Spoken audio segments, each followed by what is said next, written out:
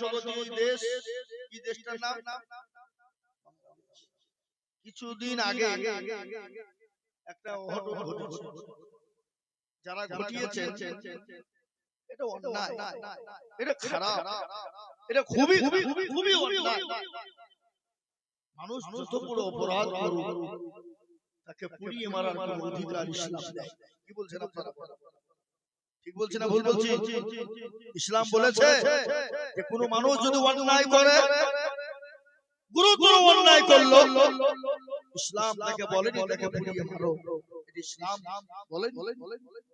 ইসলাম হলো শান্তির ধর্ম। কোরআনে আল্লাহ বলেছেন ইসলাম, আল্লাহর কাছে মনোনীত শান্তির ধর্ম যেটা হলো ইসলাম। এই যে অঘটনটা ঘটিয়েছে ওপার বাংলার মুসলমানেরা, এটা জঘন্য, এটা খুব খারাপ, এটা করতে পারে না, এটা হতে পারে না। ইসলাম এটা বলেনি। আইন আছে, আদালত আছে, তাকে আইনের আওতায় সে যদি অন্যায় করে থাকে তাকে আইনের আওতায় নিয়ে আসো, তাকে আইনের ব্যবস্থা দাও, তাকে জেলে পৌঁছে দাও, পুলিশের হাতে তুলে দাও। কিন্তু তোমাকে অধিকার দেয়নি তাকে বিচার করার জন্য, তাকে মেরে তাকে আগুন দিয়ে পুড়িয়ে, জ্বালিয়ে দিয়ে পুড়িয়ে দাও। পৃথিবীর সর্বশ্রেষ্ঠ, পৃথিবীতে যত যাই আপনারই আছে, সব থেকে মানুষ জাতি হলো সর্বশ্রেষ্ঠ। সেই জাতিকে তোমাকে পুরানো অধিকার। কিন্তু এই পুরাণকে কেন্দ্র করে আজকে আমাদের ভারতের দেশে যারা আমাদের দেশকে যারা অশান্তি করে তোলপাড় করে দিতে চাইছে, লড়াই বাঁধিয়ে দিতে চাইছে, কিন্তু আমি তাদেরকেও বলবো ওটা যে বাংলাদেশে হয়েছে ওটা আমরা সাপোর্ট নয়, ওটা আমরা খারাপ, ওটা আমরা খারাপ বলছি। অন্যায় করেছে ওটা, যারা করেছে তাদের পরিপূর্ণ শাস্তি হওয়া প্রয়োজন। কিন্তু এটাকে কেন্দ্র করে আজকে ভারতের মাটিতে মুসলমানদের উপর যে নির্যাতন চলছে, এর আগে ভারতবর্ষের মাটিতে কিছুদিনের মধ্যে ৩৮ জন যুবককে পিটিয়ে হত্যা করেছে। আগুন দিয়ে রাজস্থানের একজনকে আগুন দিয়ে মুসলমানদেরকে পুড়িয়ে দেওয়া হয়েছে। বুঝতে পারলেন না? এই বেদনাদায়ক, এই ব্যথাদায়ক, এই কষ্ট কাকে বলবো আর কাকে শোনাবো? যা হোক, আল্লাহ আমাদের সকলকে সুবুদ্ধি দান করুক, আল্লাহ আমাদের সকলকে মাফ করুক। আমি আপনাদেরকে দুটো কথা শোনাই। এই মজলিস বড় দামি মজলিস, নামি মজলিস। এই মজলিসের দিকে বসে আছে, দাঁড়িয়ে আছে আল্লাহর রহমতের ওয়াগা নিত ফেরেশতা। যখনই এই মাজমায়ে মজলিস শেষ হয়ে যাবে, ফেরেশতারা চলে যাবে আল্লাহ লা আল্লাহ তো সব জানে। আজকে যে আপনাদের এই নসিবপুরে জলসা হচ্ছে, এটা আল্লাহ জানে না? জানে না? কি মনে হয় আপনাদের? জানে? আল্লাহ অবশ্যই জানে। বলুন অবশ্যই। আল্লাহর নখদর্পণে আছে।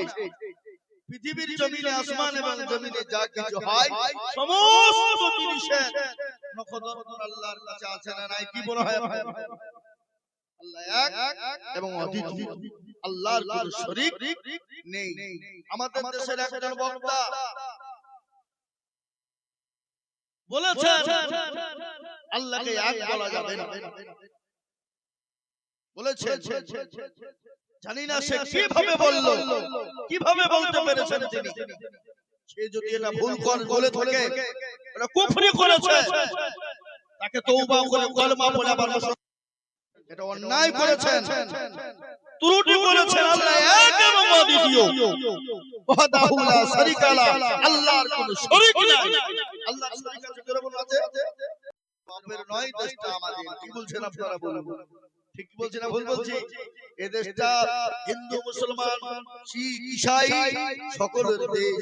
সুতরাং কেউ যদি বলে মুসলমানকে রাখবো না, দেশ থেকে বের করে দিব, দেশ থেকে তাড়িয়ে দেব, আমরাও বলছি তোদের তোর শুনেলে মুসলমানদেরকে কিয়ামত পর্যন্ত তাড়ানো যাবে না। কেন? এই মুসলমানদের দেশে কোথাও থেকে আসেনি, এই দেশেই তারা জন্ম নিয়েছে। আমাদের ডকুমেন্টস তাই তারা, আমরা সবথেকে বড় ডকুমেন্টস আমি আপনাদেরকে বলে দিয়ে যাই, ভারতবর্ষ নয় গোটা পৃথিবীর সর্বপ্রথম যিনি মানুষ, তিনার নাম কি একটু বলুন তো? আদম নবী আলাইহিস সালাম। তিনি এই ভারতের মাটিতে এসেছিলেন। জানেন তো? আপনারা জানেন না? ওলামাদের মুখে শুনেন। তিনি সর্বপ্রথম ভারতের মাটিতে পা রেখেছিলেন। আর সেই আদম নবীর আওলাদ হলাম আমরা। ওয়ালাকাদ কাররামনা বানি, সেই নবীর আওলাদ হলাম আমরা। সুতরাং এই দেশটা হলো আমাদের প্রাকৃতিক সম্পত্তি। এই দেশ থেকে আমাদেরকে তাড়িয়ে দেওয়ার কোন রকম কোন কায়দা কৌশল নেই। তারা কোন দিক দিয়ে পারবে না। একের পর এক মুসলমানদের উপরে জুলুম অত্যাচার চলছে। তাদের মেন কথা হলো দেশ থেকে বের করা, কিন্তু পারবে না। কেন? তারা বিভিন্ন রকম, কখনো এনআরসি, কখনো সিএ, কখনো এমপিআর, কখনো মুসলমানদের অকাল সম্পত্তি কেড়ে নিয়ে সর্বহারা করে দিয়ে দেশ থেকে তাদেরকে বের করে দিতে চায়। তারপরেও যখন তারা পারল না, আবার তারা এশায়ার করলো। কি করলো জোরে বলুন? আপনাদের দিকে হয়নি? এশায়ার করা হলো ভারতবর্ষের জমিনে, পশ্চিম বাংলার মাটিতে 58,20,868 জন মানুষ এশায়ার থেকে বাদ পড়ে গেল। তাদের ভোটার লিস্ট, ভোটার কার্ড, তাদের ডকুমেন্টস নেই। তার মধ্যে দেখা গেল পশ্চিম বাংলার মাটিতে 95-96% হলো আমার অন্য ভাইয়েরা, অন্য জাতিরা। বুঝতে পেরেছেন না পারেননি? বুঝতে পেরেছেন? অন্য জাতি, অন্য ভাইয়েরা। 5% হলো মুসলমান, কিন্তু 4-5% যারা বাদ গিয়েছে তারাও বাদ যাবে না। হয়তো কেউ বোম্বেকে, দিল্লিকে, গুজরাটকে, সৌদি অমুকে আছে, ওইগুলা হয়তো বাদ পড়ে গেছে। বুঝতে পেরেছেন না পারেননি? বুঝতে পেরেছেন? আজকে হিন্দু ভাইয়েরা, মতুয়া ভাইয়েরা, ওই সনাতনী ভাইয়েরা আজকে যারা বলছিল মুসলমানদেরকে তাড়িয়ে দেব, দেশ থেকে বের করে দিব, তারাই আজকে বাদ পড়ে গেছে। আজকে তাদের ডকুমেন্টস নেই, কিন্তু মুসলমানদের কি ডকুমেন্টস নেবে তারা? এ তো 2002 গেল, আরো যদি 10-20 বছর আগে যদি তারা ডকুমেন্টস দেয়, এই মুসলমান দেওয়ার জন্য প্রস্তুত আছে। কি বলছেন আপনারা? আছে না নাই? আমাদের দেশের একজন সংসদ, প্রাক্তন সংসদ, তিনি বলেছেন, দেখছিলাম লাইভে আমি, বলে মুসলমানদেরকে দেশ থেকে তাড়ানো যাবে না। বলে কেন? বলে মুসলমানদের ডকুমেন্টস কে এত সুন্দর করে সাইজ করে প্যাকেট করে আতর দিয়ে গোলাপ দিয়ে ছাপিয়ে রেখে দিয়েছে। তখনই বুঝতে পেরেছেন না? আতর দিয়ে গোলাপ দিয়ে রেখে দিয়েছে। বুঝতে পারলেন? কিন্তু বাপ, ওটা নয় সোনা। ওরা মনে মনে চলে এসেছেন। আমাদের দেশের একজন বলছে যে 1.5 কোটি রোহিঙ্গা মুসলমান অমুক থেকে অমুক থেকে চলে এসেছে, হ্যাঁ, বাদ পড়ে যাবে গলিতে গলিতে। আজকে বাপ এসে আর খসখস তালুকা বের করে দিচ্ছে। এসে আর হয় মাননা। বুঝতে পেরেছেন না? পারে দেখছি মুসলমান বাদ পড়েনি। সেদিন তমলুকের এক সংসদ বলছিলেন, সে দেশের উনি হেরে গেছেন। উনি বলছেন 80 জনের মধ্যে একজন লোক বাদ পড়েছে, মুসলমান আর আমাদের। কি বুঝলে? মুসলমানদের কি ডকুমেন্ট দিবে? যদি বলে আমরা কাগজ ডকুমেন্ট চাই না, ওদের পূর্বপুরুষের ডকুমেন্ট চাই। আমার দাদা, তার দাদা, তার দাদা, অমুক দাদা, তমুক দাদা, তমুক দাদা, 20 বছর 30 বছর আগেকার পর্যন্ত আমরা দিতে পারবো না? জোরে পারবো না? যারা আমাদেরকে ছেড়ে চলে গেছেন, তাদেরকে মাটি তো আমরা দেশে দিয়েছি না দিইনি? কবর দিয়েছি না দিইনি? তাদেরকে মাংস গলা পচে গেছে, কিন্তু তাদের হাড় তো পচেনি না। আপনারা বলুন, আর বুঝি কি হাড়গুলাকে বের করে যদি মেশিনে ভরে দিই, আর মেশিন বুঝি দিবে এরকম টাকার পোড়া, মেশিনে বুঝি দিবে, হাড় ভরে দিবে। যারা ইন্ডিয়ান, এরা ভারতীয়, এরা এদেশের জন্ম, এদেশের বাড়ি, এদেরকে তাদের কোনো কায়দাই না। কিন্তু আজকে যারা জানিয়ে দিতে চাইছে তাদের বাড়ি কোথায়, আদওয়ানির বাড়ি কোথায়, জোরে বলুন। পাকিস্তান, ইন্ডিয়াতে এসে হয়ে গেল স্বদেশী। অটল বিহারীর বাড়ি হলো পাকিস্তান, ইন্ডিয়াতে এসে হয়ে গেল স্বদেশী। সোনিয়া গান্ধীর বাড়ি হলো ইটালি। কি বলে কোথায়? ইটালি। ভারতে এসে হয়ে গেল স্বদেশী। বুদ্ধবাবু, জ্যোতিবাবু, বিমান বসুর বাড়ি হলো বাংলাদেশ, ভারতে এসে হয়ে গেল স্বদেশী। অধীর বাবু, প্রণব বাবু, মিঠুন বাবুর বাড়ি হলো বাংলাদেশ, সে ভারতে এসে হয়ে গেল স্বদেশী। কুমার শানুর বাড়ি হলো বাংলাদেশ, ভারতে এসে হয়ে গেল স্বদেশী।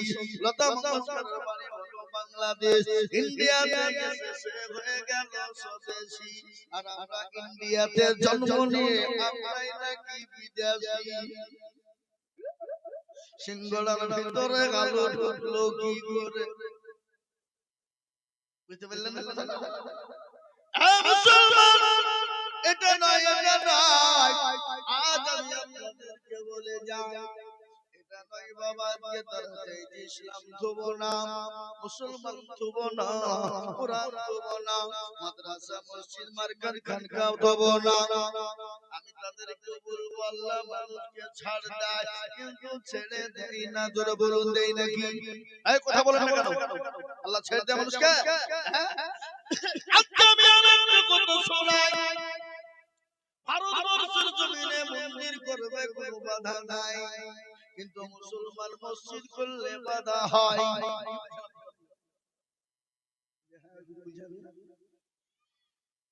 কিন্তু বলেন তো যারা মন্দির করে তারা তো নিজের টাকায় বানায় না, তারা তো সরকারি টাকা দিয়ে বানায়। আর মুসলমান মসজিদ করবে ঘাম ঝরানো পয়সা দিয়ে, রক্ত পানি করে। একজন ভ্যান চালক যদি 50 টাকা ইনকাম করে, নসিপুর মাদ্রাসার হুজুররা গিয়ে বলবে কি, বলে ও চাচা, বলে কি হলো বাবা, বলে আমরা নসিপুর মাদ্রাসা থেকে এসেছি। বলে কেন? বলে কি কারণে? বলে আমাদের ছেলেদের খেতে দিতে হবে, কিছু পয়সা দেবেন চাচা। বলে বাবা ইনকাম করতে পারি নাই, 50 টাকা হয়েছে, 20 টাকা নিয়ে যাও, 30 টাকা আমার সংসারের জন্য রেখে দিলাম।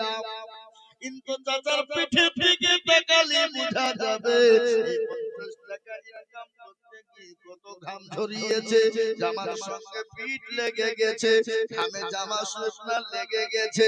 তারপরও মুসলমান 50 টাকা থেকে 20 টাকা মাদ্রাসা মসজিদে দিয়ে দেয়। ঠিক না? তোরা বলুন দেয় না, দেয় না? কথা বলো না কেন? সেদিন একজন পুরোহিত, একজন সাধু বাবা পুরোহিত বলল, শোনো, মুসলমানদের কি পারবা না? বলে কেন পারবে না?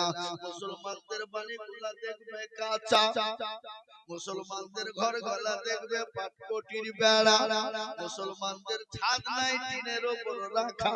কিন্তু ওরা যদি আজকে একটা মসজিদ উদ্বোধন করে, এক বছর পরে দেখবে তাদের বাড়ি কাঁচা কিন্তু মসজিদ পাকা।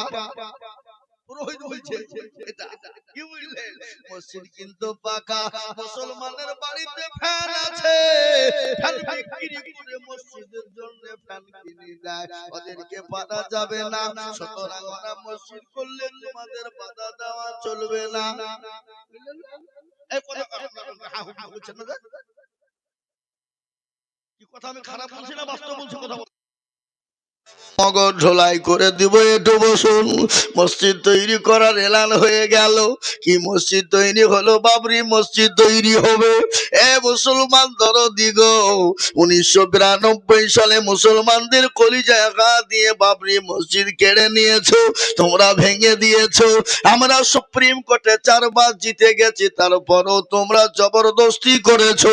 আমরা কিছু বলি নাই, আমরা মাথা পেতে বুক পেতে নিয়েছি, তোমাদেরকে কিছু বলি নাই। তারপরে মুসলমানরা মসজিদ করতে গেল, বাবরি করলো কি জাহাঙ্গীর করলো, শাহজাহান মসজিদ করলো কি বাদশা আকবর মসজিদ করলো, এতে তোমাদের কেন বাধা হয়?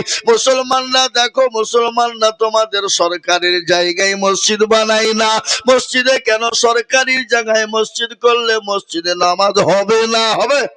এই কথা বলুন, হবে?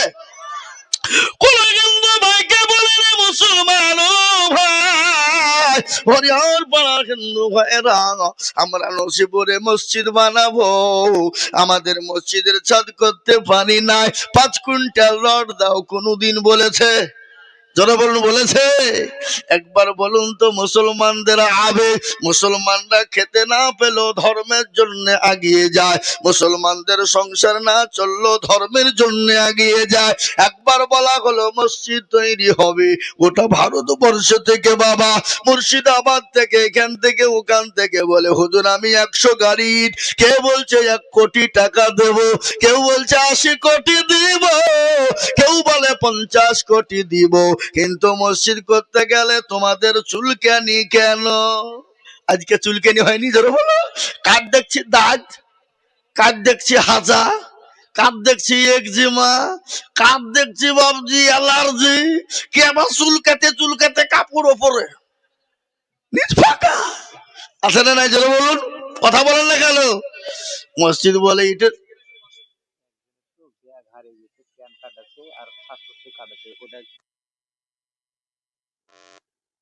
আগো একটা ব্যাগ হারিয়ে গেছে গো, তার ডকুমেন্টস আছে, প্যান কার্ড এবং এই কার্ড আছে, যদি কেউ পেয়ে থাকেন ভাই আপনার কোনো কাজে আসবে না, দয়া করে স্টেজে একটু জমা দিলে ভালো হয়। কি বুঝলেন, জমা দিয়ে দিবি, যেই পাক দিয়ে দিবি ওই কাজ কেউ আর তো কোনো কাজ না, কি বুঝলেন আপনারা? তাই যেটা বলছিলাম বাবজি, আমি আপনাদেরকে এটাই বলতে চাই, বলো মসজিদ চাইলো ইট লাগবে না, আর ইটের জায়গা হয় না, জায়গা নাই। গতকালকে 100 টলি শিউড়ি থেকে চলে বালি চলে এলো, পরশুদিন পরশুদিন শিউড়ি থেকে 50 টলি চলে গেল, জায়গা নাই বাবা। এটা হলো মুসলমানদের আবেগ। কিন্তু তোমরা মন্দির বানিয়েছো, মুসলমানদের অত টাকা রয়েছে, সরকার বানিয়েছে, আছে না নাই জোরে বলুন? হ্যাঁ, সরকার যখন মন্দির বানাইছে, ওই রাম মন্দির জগন্নাথ মন্দিরতে মুসলমানদের টাকা আছে না নাই? কি বলে? যদি বলেন কি করে মুসলমানদের এটা শুনিয়ে দিই, শোনাবো না বলবো কি করে বলো? আজকে তোমরা যারা ওয়াকফ সম্পত্তি কিনে নিতে চাও, ওয়াকফ সম্পত্তিটা মুসলমানদের, ওটা মুসলমানদের পূর্বপুরুষরা দিয়ে গেছে, ওটা মুসলমানদের হাজী মহসিন দিয়ে গেছে, সেই সময় 200 কোটি টাকা দিয়েছিল, ওটা বাড়তে হাজার কোটি টাকা হয়। তুমি কি জানো না ভারতবর্ষের জমিনে আপনার বাদশা শাহজাহান একটা কবর রেখে গেছে, সে কবরটার নাম কি? সে কবরটার নাম হলো তাজমহল। এ মুসলমান দরদি আমার ভাইরা, আজকে একটা কথা আপনাদেরকে শুনিয়ে যায়, আমাদের দেশের বাদশা শাহজাহান একটা কবর রেখে গেল, সে কবরটার নাম হলো কি? তাজমহল। যেখানে কোটি কোটি টাকা ইনকাম হয়, ওটা কেন্দ্রীয় সরকার ভোগ করে না? খাজা নিজামুদ্দিন চিশতি, নিজামুদ্দিনের যেখানে হাজার কোটি টাকা ইনকাম হয়, ওটা কেন্দ্রীয় সরকার ভোগ করে। এ বাবা, রাজস্থানে জেনে শুয়ে আছেন খাজা মঈনুদ্দিন চিশতি রহমাতুল্লাহ আলাইহি, ওখানে কোটি কোটি টাকা হয়, ওটা কেন্দ্রীয় সরকার ভোগ করে। কি বলছেন আপনারা? বলেন না আপনারা রাজস্থানে খাজা মঈনুদ্দিন চিশতি ওখানে জাননি অনেকেই গেছেন না? জান নাই? ভিতরে ঢুকি দেখবেন দুটো ইন্দারা আছে না নাই? দুটো কড়ই আছে, কড়ই ভর্তি টাকা হয়ে যায়, বস্তা বস্তা লোড হয়, লোড হয়ে কেন্দ্রীয় চলে যায়, কেন্দ্রে চলে যায়। তারপরে শুনে নাও, আরেকটা হলো লালকেল্লা, ওটা বাদশা শাহজাহান বানিয়ে দিয়ে গেছে, যেখানে কোটি টাকা ইনকাম হয়, কোটি কোটি টাকা, ওটা তোমরা ভোগ করো। যেটা কুতুব মিনার, যেখানে মুসলমানদের জায়গা, ওখান থেকে কোটি কোটি ইনকাম হয়, ওটা তোমরা ভোগ করো। তারপরে পশ্চিম বাংলার জমিনে মুর্শিদাবাদের মাটিতে নবাব সিরাজউদ্দৌলা কবর রেখে গেল, যে কবরটার নাম হলো হাজারদুয়ারি। হাজারদুয়ারি, যেখানে কোটি কোটি টাকা ইনকাম হয়, ওটা রাজ্য সরকার ভোগ করে। কথা বলে, এটা পাথর চাপড়ি খাজা মুর্শিদ নওয়াজ যেখানে শুয়ে আছে, যেখানে দুদিনের ব্যবধানে কোটি কোটি টাকা ইনকাম হয়, ওটা রাজ্য সরকার ভোগ করে। ইডেন গার্ডের মাঠে যত ইনকাম হয়, ওটা রাজ্য সরকার ভোগ করে। করে না? কথা বলেন না? সায়েন্স সিটি ভিক্টোরিয়া, জাদুঘর তারামণ্ডল, যেটা আছে আপনার হাইকোর্ট শিয়ালদা টেশন, ওটা ওয়াকফ সম্পত্তি, ওটা মুসলমানদের সম্পত্তি, ওটা মুসলমানদের পূর্বপুরুষ দিয়ে গেছে, ওটা মুসলমানদের দেওয়া হয়েছে, ওটা তোমরা পয়সা যত ইনকাম হয়, ওটা তোমরা ভোগ করো। আর মুসলমানরা নিজের টাকায় মসজিদ বানাবে, তোমাদের চুলকানি কেন হলো? এ মুসলমান, এটা দরকার রে বাবা, আজ আমি আপনাদেরকে বলেছি, ভালো করে শুনবে। আজকে তারা চাইছে না মুসলমানকে ধুবো না, মুসলমানদের হাদিস কোরআন রাখবো না, মুসলমানদের মাদ্রাসা মসজিদকে রাখবো না, মাদ্রাসা মসজিদকে শেষ করে দেব, মুসলমানদের শেষ করে দিব। আমি বলবো ওরে বেঈমান কাফেরের বাটা কাফের। আবু জেহেল বলেছিল কথব না, আবু জেহেল বলেছিল মুহাম্মদ তোমার ধর্মকে থব না, তোমার বংশ নির্বংশ করে দেব। আল্লাহ বলেন নবী গো আপনি কোনো টেনশন করবেন না, আজকে যারা আপনাকে নির্বংশ করে দিতে চায় আমি আল্লাহ তাদেরকে নির্বংশ করে দেব, তাদের অস্তিত্ব থব না। আবু জেহেলের কোনো অস্তিত্ব আছে? এই কথা বলেন না কেন? আবু জেহেলের অস্তিত্ব আছে? আবু জেহেলের অস্তিত্ব নাই। পৃথিবীর জমিনে বহু ধর্মের ব্যক্তি আছে, বহু ধর্ম আছে, জাতি ধর্ম বর্ণ নির্বিশেষে বহু ধর্ম রয়েছে। হিন্দু মুসলমান সকল মুসলিমের বাকি কলভিল মুচি মুন্ডা প্রত্যেকটা জাতি আছে, কিন্তু কোন জাতির সন্তানের নাম আবু জেহেল রাখে না। রাখে? তার মানে ওরা সবাই জানে এক নম্বরে হারামি ছিল আবু জেহেল। কি ছিল জোরে বলো? হারামি মার্কা ছিল কে? আবু জেহেল। ওটা জানে না? আজকে আমাদের দেশের লোকেরা নামাজ পড়ে না, রোজা করে না, কোরআন নাই করে, মানে উত্তর দক্ষিণ কিছু না, তাকে জানে কিন্তু পাকা আবু জেহেল আপনার থুতনি উড়িয়ে দিবে। রাইট, আমাকে আবু জেহেল বলে আবু জেহেল বলে কি বললে বুঝলেন না? তাহলে ও কত বড় জানে যে আবু জেহেল পাকা হারামি ছিল। কি ঠিক না? বাড়ি জোরে বলো। নবী বললেন, আল্লাহ বললেন নবী গো আপনি কোনো টেনশন করবেন না, যারা আপনাকে আমি আল্লাহ তাদেরকে নির্বংশ করে দিব। আচ্ছা বলুন আবু জেহেলকে কেউ চিনে না? আপনারা যারা এখানে হাজী সাহেব আছেন তারা শুনে যান, আবু জেহেলের বাড়িগুলো পায়খানার চেম্বার করে দেওয়া হয়েছে বিশ্বের সমস্ত মুসলমানদের জন্য। যে মুসলমানরা ওখানে হজ করতে যাবে, ওখানে হজ করার জন্য যাবে, আল্লাহ বললেন ও মুসলমানরা আবু জেহেলের বাড়িতে এসে পায়খানা করে দিয়ে যাও। পায়খানা না চাপলে পুঁছে পায়খানা করে। কি বলছেন আপনারা? বলেন না আবু জেহেল ঘরে ঘরে হাইয়ে দিয়ে যায় যাবে। কি বুঝলেন? বুঝলেন না? হ্যাঁ মুসলমান দরদি আমি আপনাদেরকে বলে যাই, এ মুসলমানকে শেষ করা যাবে না। ফেরাউন পারেনি, নমরুদ পারেনি, আবু জেহেল পারেনি, আবু লাহাব, উতবা, সাইবা, মুগীরা পারেনি। এই যুগের বেঈমানরাও কিয়ামত পর্যন্ত পারবে না। ইসলাম ছিল, আছে, আগামীতেও থাকবে। ইসলামকে মিটানো যাবে না, মুসলমানদেরকে মিটানো যাবে না। কেন? আল্লাহ বললেন মুসলমানদের পক্ষে আল্লাহ রয়েছে। আল্লাহ বলে বান্দা আমার হয়ে যাও, আমি তোমার হয়ে যাব। আর আমি যদি তোমার হয়ে যাই গোটা পৃথিবীতে তোমার হাতের মুঠোয় এনে দেব। দেবে না? দেবে না? এই কথা বলে এটা থানা, হরিয়াপাড়া থানা, গোটা হরিহার পাড়ার লোক যদি নসিপুর ওয়ালাদের দুশমন। এই এই ছেলে এই, আরে এরা কত বড় বেদক, হ্যাঁ মুখ চাপাইছে নাকি? যাও মুতি এসো। এখন আমাদের দেশের যুবকদের কাজ সারা রাত্রি 12টা 1টা 2টা 3টে পর্যন্ত ফ্রি ফায়ার আর পাবজি চলছে। শীতের দিনে কাল ভেটের উপরে চেন চলি দিয়েছে, মালা ঝুলিয়ে দিয়ে বলছে মার মার মার মার, শীত নাই গরম নাই। কাল ভেটে রাস্তার ধারে, জঙ্গলের ধারে, ফাঁকা মাঠে বসে দিচ্ছি মোবাইল। কটা বাজছে? বাড়ি কখন যাবি?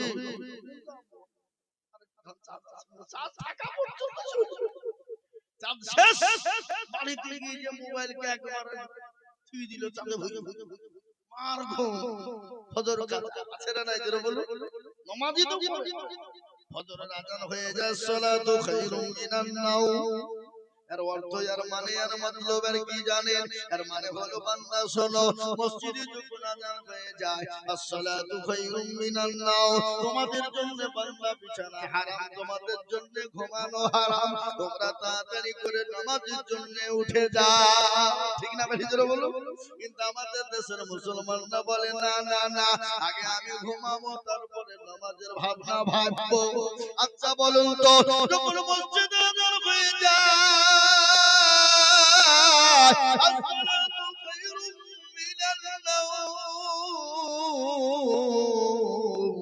জঙ্গলের পশু পাখি বলে আমি আর ঘুমাবো না, পুকুরের মাছ বলে ঘুমাবো না, বলে ঘুমাবো না, ভেড়া বলে আমি আর ঘুমাবো না। আর সৃষ্টির সেরা জীব মানুষ বেলা 8টা 9টা না এলে বিছান ছাড়ে না। ঠিক না ভাই, জোরে বলো। আজকে ফজরের দিন, কিন্তু তুমি বন্ধু জানো না, ঘুমটা যদি ভেঙে যায় তো ইহকাল, আর ঘুমটা যদি না ভাঙে তো পরকাল। কি বুঝেন আপনারা বলুন? জীবনের কোনো গ্যারান্টি আছে? কোনো গ্যারান্টি নেই।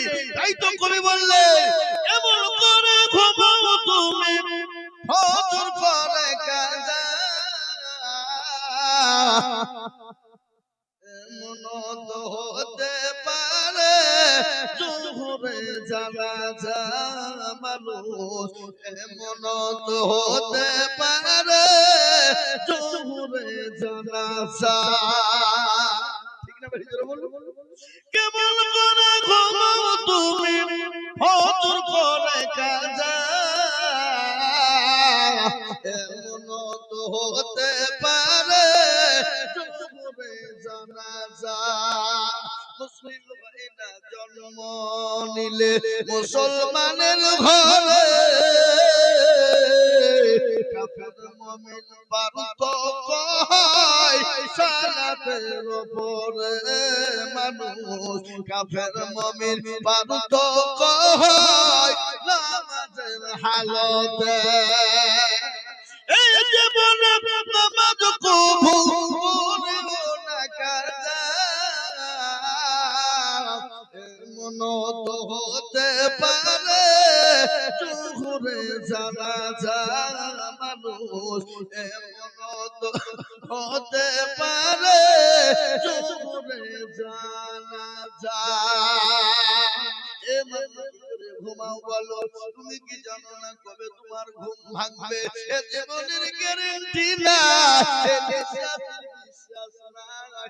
ও যুবক, কত যুবক আমাদের সামনে চলে গেল, কত তরুণ মোটরসাইকেলের চাকার তলে লরির চাকায় চলে গেল, কত মানুষ ডাম্পারের তলায় চলে গেল। ও যুবক গো, বেঁচে থাকবো, আরে যুবক জীবনের কোনো গ্যারান্টি নেই, কখন আছো কখন না। হয়ে যাও, এখনো সময় থাকতে দিন ফিরে হয়ে যাও, এখনো সময় থাকতে কোরআনওয়ালা বেনে যাও। যদি তুমি নামাজি দিনদার ইমানদার কোরআনওয়ালা হতে পারো, দুনিয়াতে শান্তি, পরকালে শান্তি, কবরে শান্তি। আর কবর বড় কেমন কঠিন একটু শুনবা।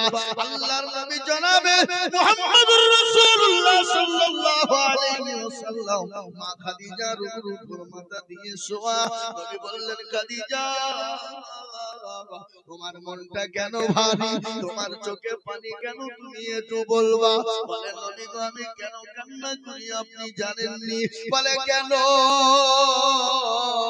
ওরে খাদিজা, আমি তোমাকে কাপড় কিনে দিতে পারিনি, আমি শাড়ি কিনে দিতে পারিনি, এই জন্য তুমি কান্না করো।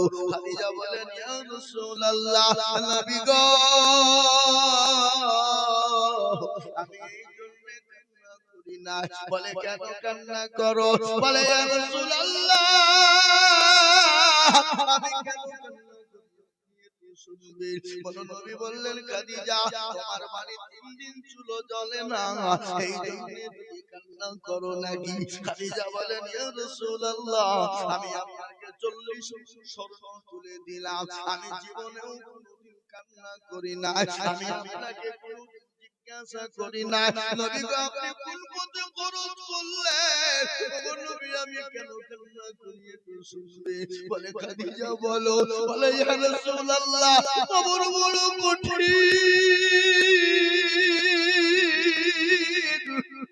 যে কবরে বাঁচে নাই বিছানা নাই, যে কবরে বন্ধু নাই বান্ধবী নাই, যে কবরে সাথী নাই, আমি খাদিজা ওই কবরের মাটিতে কি করে থাকবো? আল্লাহর নবী বলেন, খাদিজা রে তুমি কান্না করো না, তুমি কি জানো না আমার আল্লাহ বলে দিয়েছেন, ও খাদিজা কবরে আমার দুইজন বিবিকে আমার আল্লাহ পাহারা দেয়। রেখে দেবে। সুবহানাল্লাহ বলো। পাহারাদার খাদিজা চুপ হয়ে গেল, আনন্দে খুশিতে নাম তার জন্য ভাই। খাদিজা বলেন ইয়া রাসূলুল্লাহ, ওই দুইজন বিবি আপনি কোথায় পেলেন? এত নবীর বিবি হোক, এত মৌলবীর বিবি হোক, যেই বিবি হোক, কি বুঝছেন আপনারা বলুন, ঠিক না ভাই? হিংসা মাফ করেছেন কে?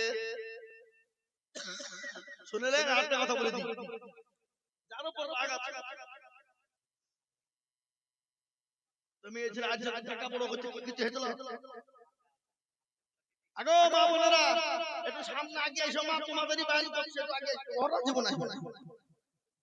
অত তুই ডাকো বলে মৌলবি বল, আমি কানে কানে বল, কত জায়গায় দেখলে মেরে এক ধাপ লড়বে না, যেখানে বসে আছি এক ধাপ লড়বে না।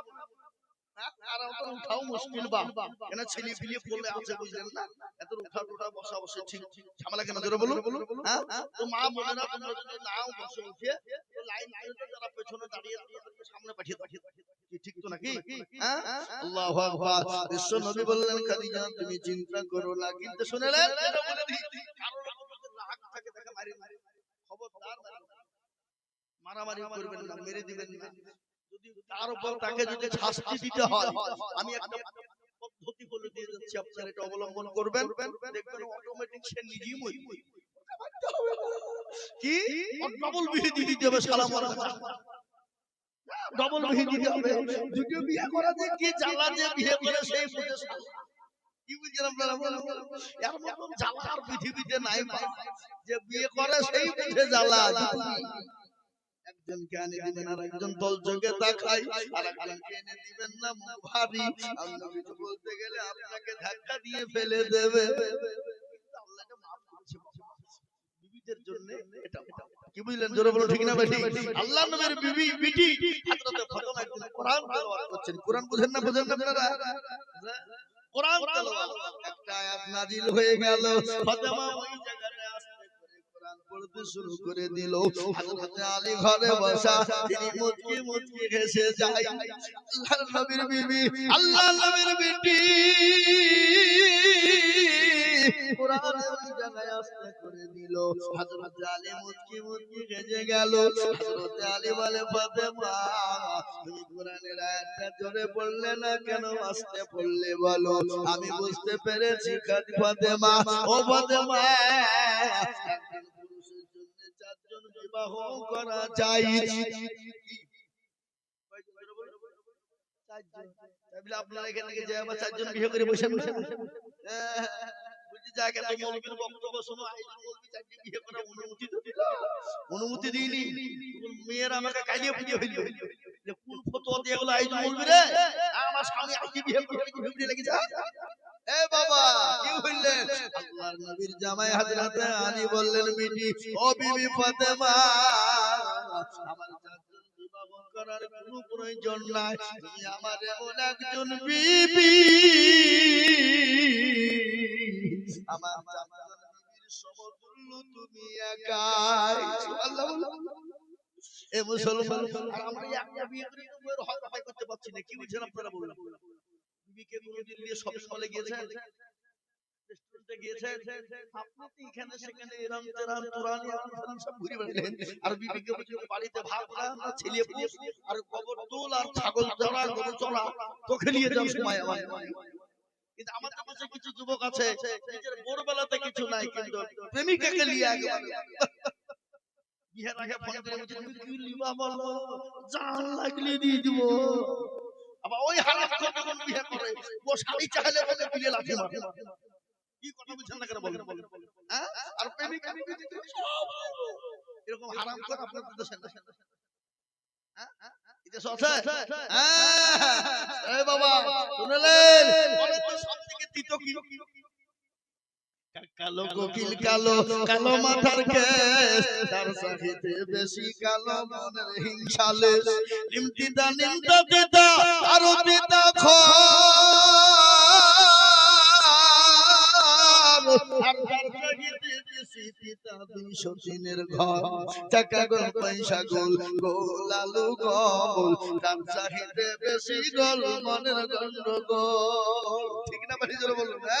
এ মুসলমান দরদি আমার ভাইরা, মা খাদিজা বলেন নবী গো, আমি ওই কবরে কি করে থাকবো? রাসূলুল্লাহ বলে খাদিজা রে, তুমি চিন্তা করো না, থাকবে। নবী কথা বললেন, খাদিজা বললেন ইয়া রাসূলুল্লাহ, ওই মহিলাকে একটু বলা যাবে না? বলেন ও খাদিজা, এক নম্বর বিবি হবেন যিনি বলেন আসিয়া, ওই ফেরাউনের বিবি। আল্লাহ নবী বললেন ফেরাউনের বিবি আসিয়ার একটু গল্প তোমায় শোনায়, একটু বয়ান শোনায়। বলে স্বামীকে একটু বলবেন। বলে ও খাদিজা, তুমি জানো না মিশরের মাটিতে ফেরাউনকে ভয়ে সবাই খোদা বলে মেনেছিল, কিন্তু আসিয়া বলেছিল স্বামী গো, আমি আপনাকে স্বামী ছাড়া অন্য রূপে আমি দেখি না, আপনি আমার স্বামী, আমি আপনাকে খোদা বলতে পারবো না, আমি আপনাকে খোদা বলবো যিনি আসমানকে বানিয়েছেন, জমিনকে বানিয়েছেন, যিনি রাতকে দিন বানিয়েছেন, যিনি দিনকে রাত বানিয়েছেন, যিনি আপনাকে আমাকে বানিয়েছেন। না ওই বাসিয়ার অত্যাচার হয়ে গেল, মরুভূমির প্রান্তে নিয়ে যাওয়া হলো, উলঙ্গা করে দেওয়া হলো।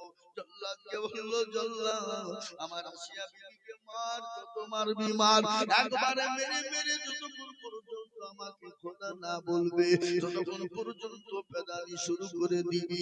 আসিয়াকে মারতে শুরু করে দিল, উলঙ্গা করে দিল, নারী দেহ নরম দেহ,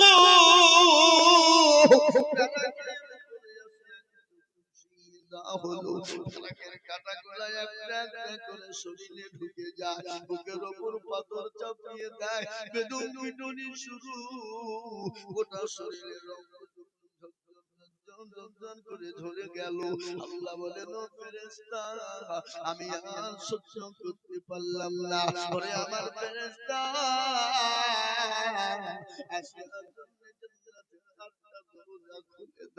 আটটা দরজা খুলে দাও, সে মৃত্যুর আগে পাবে। এটা আমি আপনাদের কাছে শোনাই রে বাপ। আজ ইসলামের জন্য আসিয়া জীবনের রক্ত দিয়ে দিল, সবাই জীবনের রক্ত দিয়ে দিল, সাহাবারা বিবিকে বিয়ে করে দিল, সন্তানকে এতিম করে দিল। ইসলামের জন্য, কোরআনের জন্য, নবীর জন্য।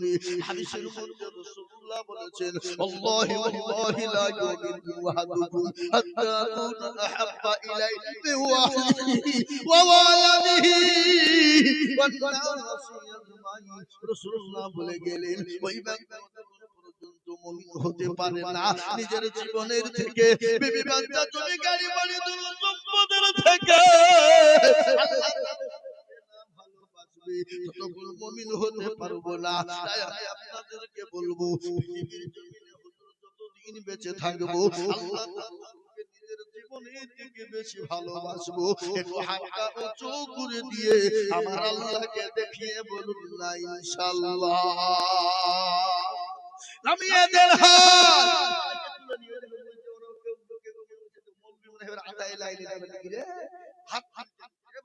এটা তো মাদ্রাসার জালসা, কি বুঝছেন আপনারা, কি বুঝছেন আপনারা বলুন? আপনারা জানেন না কি কথা বলেন হবে, জানেন না, জানেন না? আর আদায় না হলে হাতের তৈরি হবে, হাতের তৈরি না হলে মাদ্রাসা তৈরি হবে কি করে? আর মাদ্রাসা না হলে মসজিদে ইমাম পাবেন কোথা থেকে আপনি? আপনার বাপের জানাজা পড়াবে কে? আপনার মায়ের জানাজা পড়াবে কে? আপনার মা বাবার বিয়ে পড়াবে কে?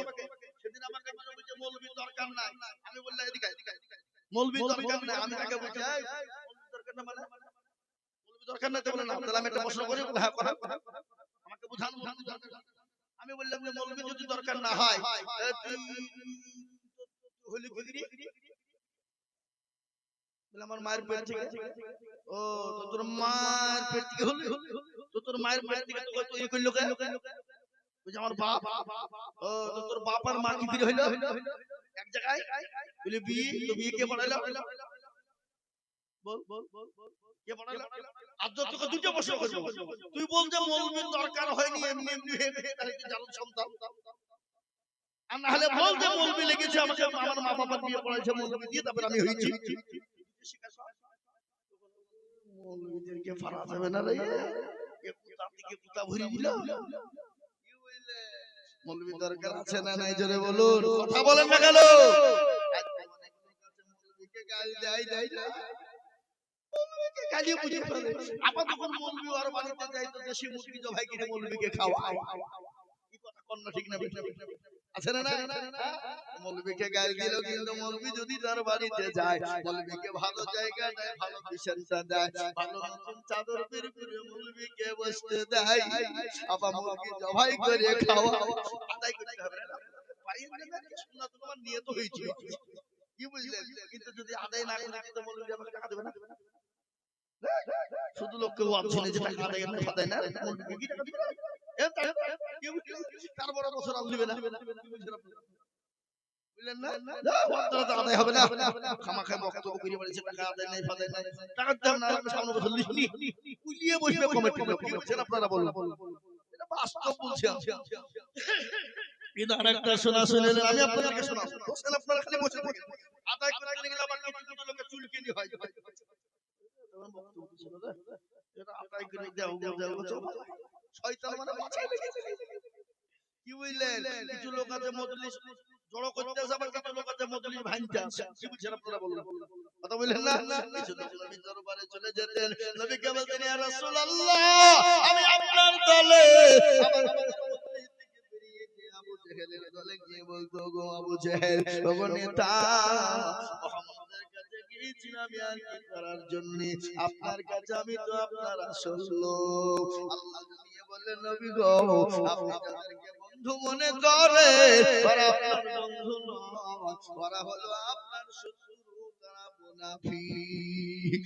জালসার মজলিসে কিছু লোক আসে, মজলিস লোড করে দেয়, যখন মৌলবি কালেকশন শুরু করে দেয় উঠে পালিয়ে যায়, শয়তান বলতে চলার শুনবি না পালা, তারা হলো মুনাফিকের আওতায় পড়ে যায়।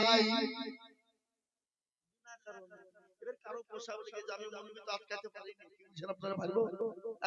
এটাও শুনলেন, রাসূলুল্লাহ বলে দিলেন আল্লাহু আকবার। নবী একদিন মসজিদে নববীতে সাহাবাদের বসা, ইতিমধ্যে এক ইহুদি মসজিদে এসে দাঁড়িয়ে পোশাক পরে নবী বলল থামো, আর আল্লাহর হতে দাও, কিডনির ক্ষতি হবে, পোশাকটা ক্লিয়ার হতে দাও, পোশাকটা ক্লিয়ার হয়ে যাক, অসুস্থ হয়ে যাবে। আমার নবী কত জাস্টিস সুপ্রিম ইনসাফ আলা জজ, আমার নবী কত বড় সার্জেন্ট, আমার নবী কত বড় ডাক্তার। শরীরের ক্ষতি হবে, যেতে পারে, মুসলমান এটা আমার নবী আজ থেকে 1450 বছর আগে বলে গেছে। এটা বৈজ্ঞানিক যারা, তারা এটা রিসার্চ করে প্রমাণ করে বললেন মুহাম্মদ সাল্লাল্লাহু আলাইহি ওয়াসাল্লাম যেটা বলে গেছে সেটা পারাক সত্য, এটা মিথ্যা হতে পারে না। পারে? যারা বলুন পারে? পারে না। এই মুসলমান দরদি আমার ভাইরা, অনেকে হাত তুললে অনেকেই তুলে না, ওরা মনে করছে তুললে বিপদ হয়ে যাবে, কিন্তু যেটা কেউ দেখে না সেটা দেখেন কে, যেটা কেউ জানে না সেটা জানেন কে, যেটা কেউ বোঝে না সেটা বোঝে কে। সবাই বলে আমি ভালো, আমি জানি কি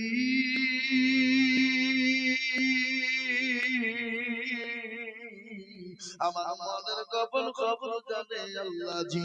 আলোতে আধারে নির্জনে তো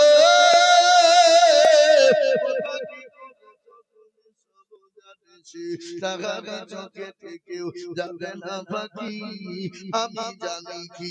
ও মুসলমান যারা হাত তুলেছে তারা জিতে গেল, মনে করছে তুললে বিপদ হবে, না।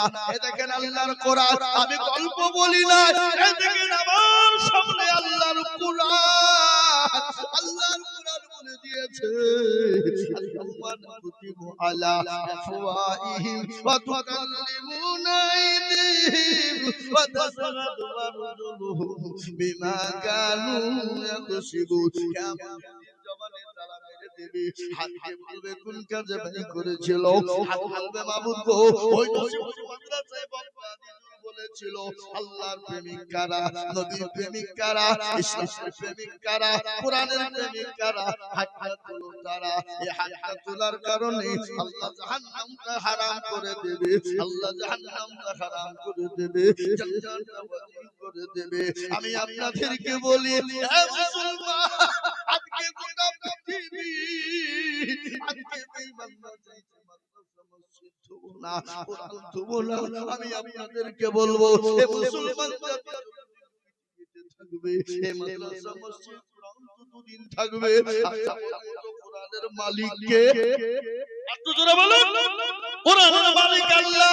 আল্লাহ নিজেই বলে দিলেন, ইন্না নাহনু নাযালনা যিকরা ওয়া ইন্না লাহু লাহাফিজুন। আল্লাহ বললেন কোরআনের মালিক আমি, আমি আল্লাহ কোরআনকে আমি আল্লাহ হেফাজত করব। কার দ্বারাই কিভাবে হেফাজত করব পৃথিবীর কেউ জানে না। আর এই কোরআনের এত দাম, কোরআন দেখলে নাকি, ছুলে নাকি, সাহায্য করলে নাকি, হাত দিলে নাকি, বুকে নিলে নাকি, একে সাহায্য হাত বাড়িয়ে দিলেও নাকি। এই নাকি কোথায় পাবেন? দুনিয়াতেও পাবেন, কবরেও পাবেন, পরকালেও পাবেন। কবরের আযাব আল্লাহ maaf করে দেবে। এই কোরআন আপনার জন্য ঢাল হয়ে যাবে। জানের মাটি পায়ের মাটি হেফাজত হবে। সেই দিন এই কোরআন আপনার জন্য ঢাল হয়ে ছায়া করে দেবে। তাই এই কোরআনকে বাঁচানোর জন্য আমি আপনাদের কাছে বাবা কত টাকা কত দিকে চলে যায়, বিবি বাচ্চা ছেলে মেয়ের পিছনে চলে যায়, আত্মীয় স্বজন ডাক্তার বন্ধু বান্ধবের পিছনে চলে যায়, বলে হুজুর আমার কাছে জান আছে মান নাই। আমি আল্লাহর কোরআনকে ভালোবেসে আজকে দুইজন হাফেজে কোরআন হয়ে গেল, জান্নাতের বাগান। তারা বলুন নবীর মেহমান। ওই দুইজন হাফেজে আমি সর্বপ্রথম মাত্র 20,000 করে টাকা আমি আজিজুল হক সারা পশ্চিম বাংলা নয়, আসাম, ত্রিপুরা, মেঘালয়, মণিপুর, উড়িষ্যা, বিহার, ঝাড়খণ্ড, পশ্চিম বাংলা, এই দেখেন আমার পকেটে ডায়েরি 284 খানাটা জালসা লেখা আছে বাবা। মুসলমান 365 দিনে বছর, কিন্তু আমার জালসা 284 দিন। আমি প্রতিদিন জালসা সেপ্টেম্বর থেকে শুরু হয়েছে, কোনদিন রেস্ট পাইনি। আজ আমি আপনাদেরকে বলবো, এই আল্লাহর কোরআনকে বাঁচানোর জন্য দুইজন হাফেজ কোরআন হয়ে গেল। এই দুইজন ব্যক্তিকে বলবো বাপরে, বলে হুজুর আমার কাছে জান আছে কিন্তু মাল নাই। হুজুর আমি পরে দিয়ে শোধ করে দেব, পরে দিয়ে শোধ করে দিব।